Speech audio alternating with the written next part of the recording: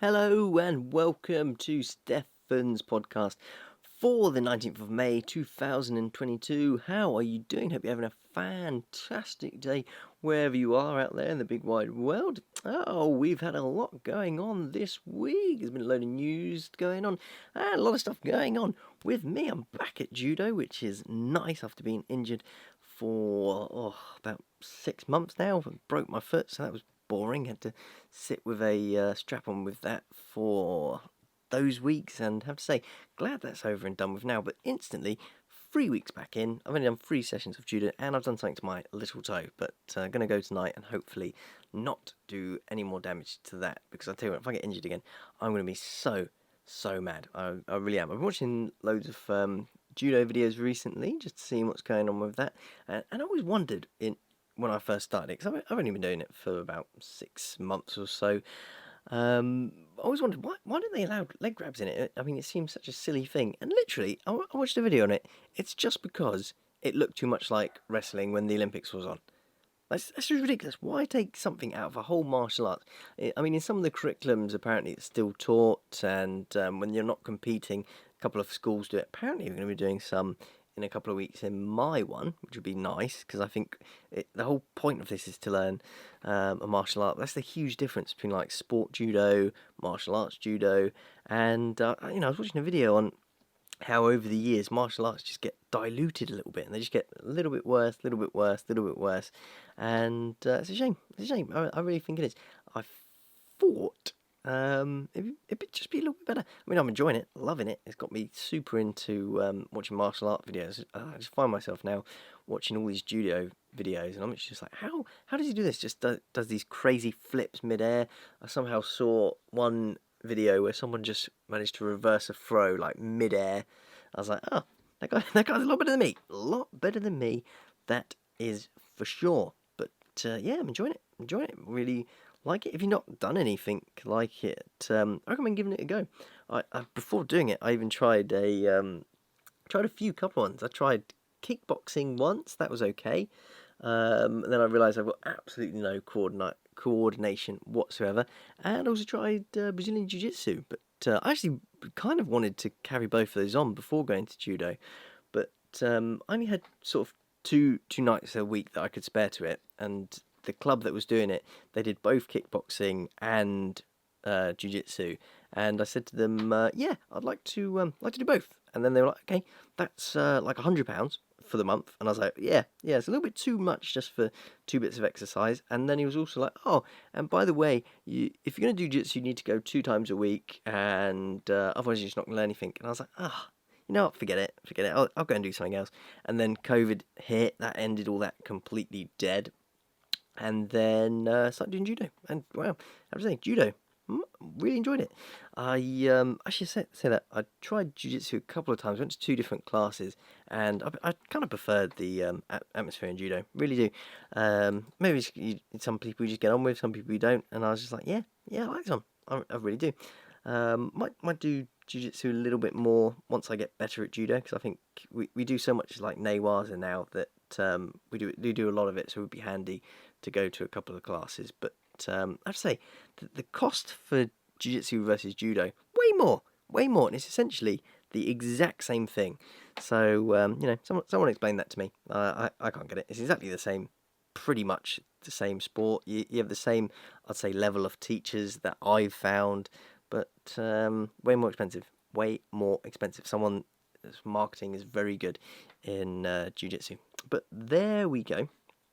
Talking about what else has been going on in the world. Oh, we had a load of football going on this week. Rangers fans travel all the way out to Europe to get disappointed. Oh, I tell you what though, it seemed like a weird atmosphere. I watched pretty much all of the match, and Rangers fans not as excited as I thought you were going to be.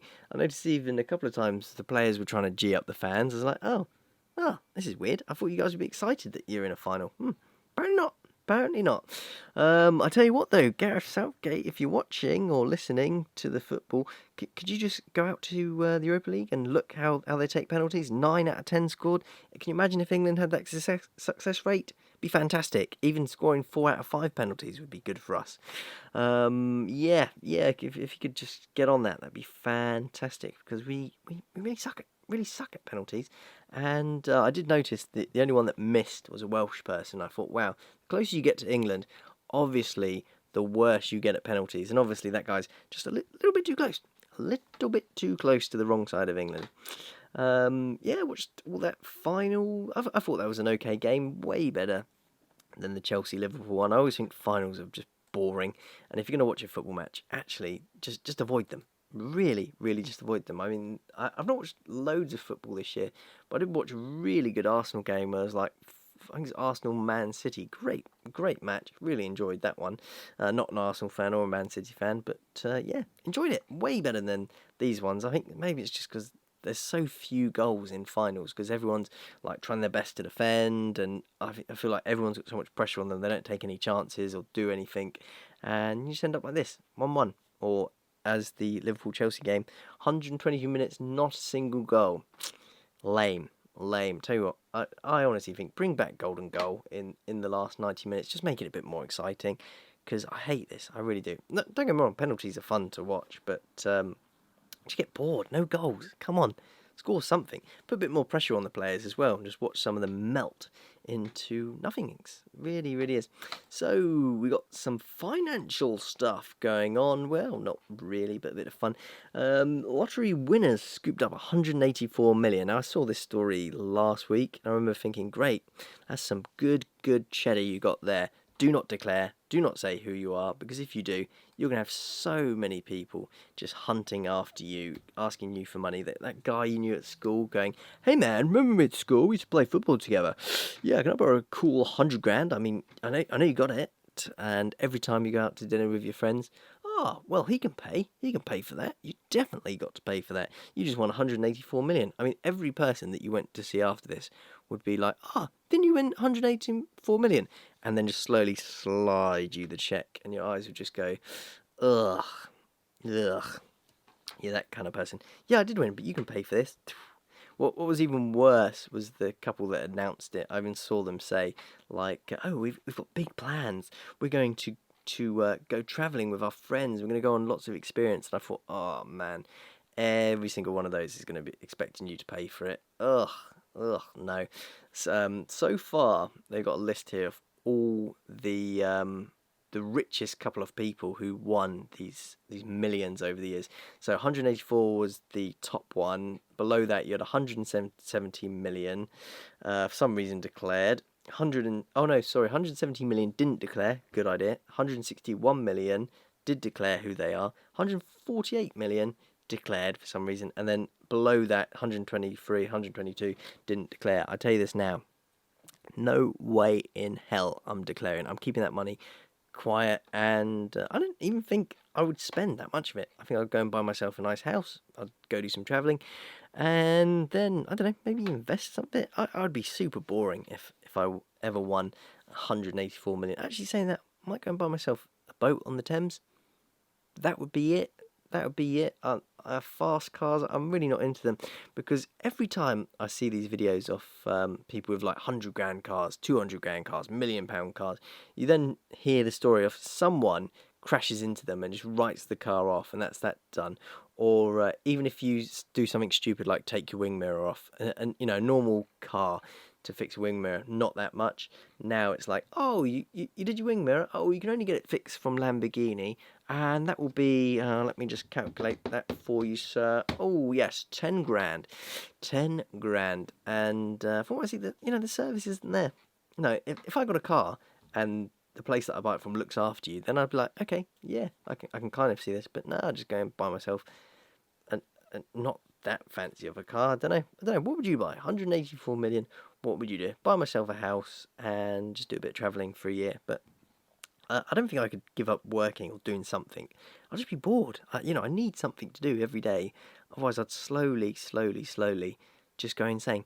And also, and just knowing that you've got 184 million, all your friends, that's going to change the dynamic of the relationship, isn't it? I don't think so. No. Yeah, never declare it. Take the money and run. it's up to you, but I certainly would do it. Would you? Would you? Why? Ugh, too much hassle. Too much hassle from me. We also got... Oh, we had Eurovision last week. Did anyone watch that? Were you one of the 6 who actually watched it and went, oh man, that was really good? I did watch it. No, I didn't watch all of it. Watch bits of it. Have to say, I feel like we are basically came second because I've got a feeling last year we came 0 points, got nothing whatsoever, and somebody went, you know what, we're going to start pulling our money from this unless we do well next year. The people of Eurovision heard that and went, UK, they're actually part of what I think it's called the top 5, isn't it, where they instantly get a place into the Eurovision final because we put so much money into it. And they thought we're going to pull the money away, and no, we'll sort you out. For some reason in Eurovision, someone explained to me why. They have a jury vote, which is the most rigged thing ever, because all they need to do is massively inflate the jury vote and you can pretty much select who's going to win. I mean, it happened with us. We came, 5th in the actual proper votes and came high first in the other ones and somehow came second. Moldova got really, I think they got more points than us, but for some reason the jury vote put them down, way down, like 30th or something in their votes. So it totally ruined them. I wonder if they had got the same score from us, would they have maybe even beaten Ukraine? But yeah, also, I think we've been absolutely stitched up like a kipper. First of all, if the war's still going on in Ukraine, which chances are probably will be. I can't see them having the show on in like a bomb cellar down there. Can you? Just dodging the bombs and everything. Yeah, but I can't see that happening. So it's probably going to be here anyway. So we didn't win, I should say, and we've been stitched up. We're probably going to have to host Eurovision next year, which is ridiculous. Are we going to get someone good? The problem with Eurovision here is we have some really good singers. I mean, in Europe, they send their absolute best. The one from Estonia, they voted him, the singer, most sexiest man in the life. So, you know, that's the type of people that they're sending. They're sending their absolute best, the sexiest man in Eurovision to represent them. Here, we send people who, let's be real, you haven't heard of before Eurovision. We send a sort of unknown person because if you're like a professional singer, there's no upside to you going on Eurovision for the UK because if you go in, your fee's probably not that high, so you're not getting paid that much. And if you come way, way, way down bottom, you try and negotiate some of your fees after that, your tickets and whatever, and going, oh yeah, I would like to do the O2 Arena. And the guy's going, ooh, yeah, weren't you the guy that came bottom in Eurovision? Yeah, I'm not going to do that. Sorry, man. And the upside is you win Eurovision, which, yeah, do you really want that? And then we have to host it here again. I don't wonder, has anyone ever won it twice on the trot, so you have to host it twice? What's the deal there? Someone would be thinking, oh, not this again. I imagine it's kind of like a miniature version of the Olympics where no one actually makes any money from hosting it, and it's just a huge hassle. I mean, Japan had it so hard this year, really, really did with the Olympics. They got stitched up. They should have just cancelled that straight away, moved on to next year, but they spent so much money on it. Oh, good lord. I mean, I went to Japan literally just before COVID all went down, and they're all getting ready for the Olympics. They had all these posted, they had all these stadiums which they had built. We did a tour around this place. The amount of money they spent is just unreal. And then having to postpone it, and then not even have fans come and bring in some tourism for all these hotels and everything. Oh man, it must have just totally destroyed the economy there. Horrible stuff.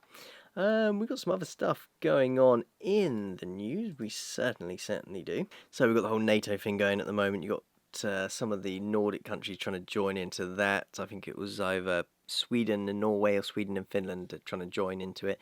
And I was just thinking, like, Turkey, for some reason, has tried to block them, and then I was watching the news and they were going, oh yes, that's because Turkey wants something, and they're going to protest that until they get what they want. I was just like, oh, really?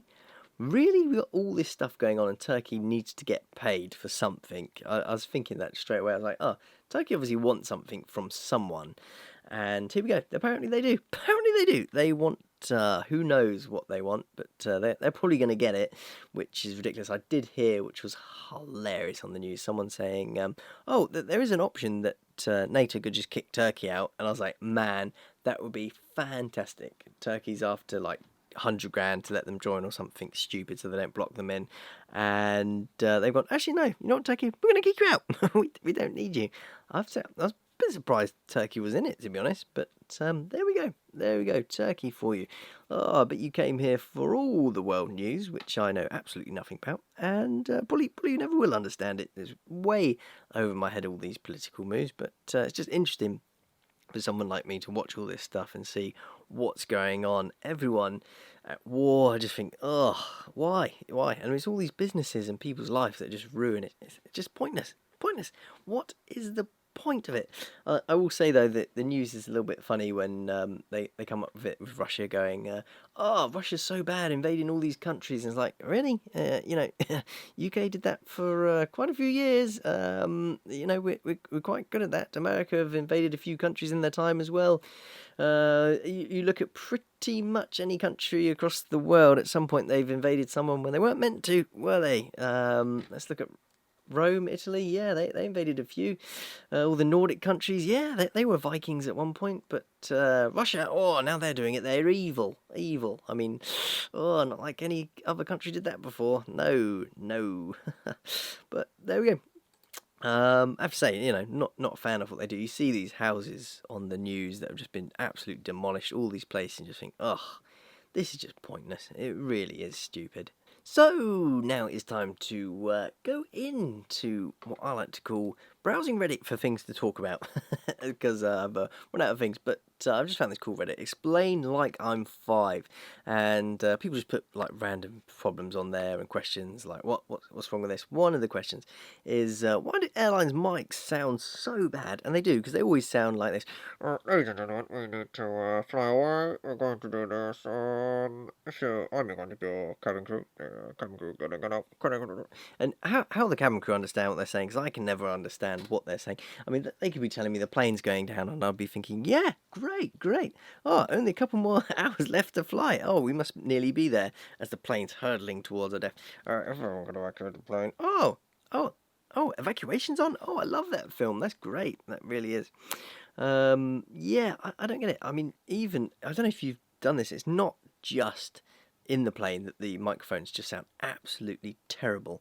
There's a few places that you can go, especially in America, where you can listen to the air traffic control, and you can also listen to the people in the plane's landing. So they're asking for permission to land. It's quite cool. If you ever do it, there's a place in Vegas where there used to be like a strip where you can just sit next to the airport, watch all the planes land, and you can hear air traffic control. Super cool if you're a little bit nerdy like me. But even then, you can't understand at all what they're saying. I mean, let's be real, I don't even understand what they're doing, but it's cool just listening to them, watching the planes land. It's fantastic. I hope it's still there and they haven't got rid of it for security concerns, but it was there. I mean, 5 years ago, 6 years ago, so way after like the whole 9/11 stuff. And gotta say, so one of the reasons why is basically they're just being tight and they got cheap speakers in the plane. This is what the Reddit is saying, but these planes cost millions and millions and millions. Why on earth would they not? Why would not buy some decent speakers? I will never understand it. Okay. One question on here that's now, I really like this Explain Like I'm 5. They come up with some questions that people look at and research. Why is it so difficult to desalinate seawater? So why is the sea salty? And apparently it's just because loads of rocks all around there are salty, and it's impossible to do. Really, really hard. And then you have to boil it. You have to get all the water out, and to do that at scale takes a lot of energy, and it's almost impossible. It's almost impossible to do. But cool. I have to say, I'm liking this subreddit. Let's see if we can find another good topic. How long can you function once your heart stops? This is a question which I desperately need to know. I'm going to say, you see, or you hear stories about people who got beheaded and the head's like rolling around and can do stuff for up to like 7 seconds or something. I wonder how long can you actually do it? And I'm scrolling through here and I'm not seeing an exact answer, like 10 seconds, 5 seconds, 4 seconds. Apparently it's not just the lack of blood flow that kills you. Apparently, according here, it's lack of fresh oxygen. So you're probably not going to last long, is it? Yeah, still not seeing a consensus on here. Oh, apparently 5 seconds before they pass out, and then about another 5 seconds before you start to basically die. So, ugh. Oh, 5 to 30 seconds apparently. Yeah, I have to say, all these people on here in the subreddit, I don't think they've got a clue. I really don't. Maybe we should ask an actual doctor these things, but asking doctors now isn't particularly cool. No, it is not. But I tell you what, I'm going to end the podcast there. That's been the first 20-minute crack at doing this. I haven't done this for a long, long time. I have to say, this is sort of the length of the episode I'm going to go for, 20-30 minutes, and I've got hopefully some exciting news coming up soon, and then I'm going to base the podcast around that. But it's been good to get back, practice it, and go from there. So thank you very much for listening. I will see you again probably next week now, or speak to you again next week. Have a fantastic rest of your week, and talk to you soon. Goodbye.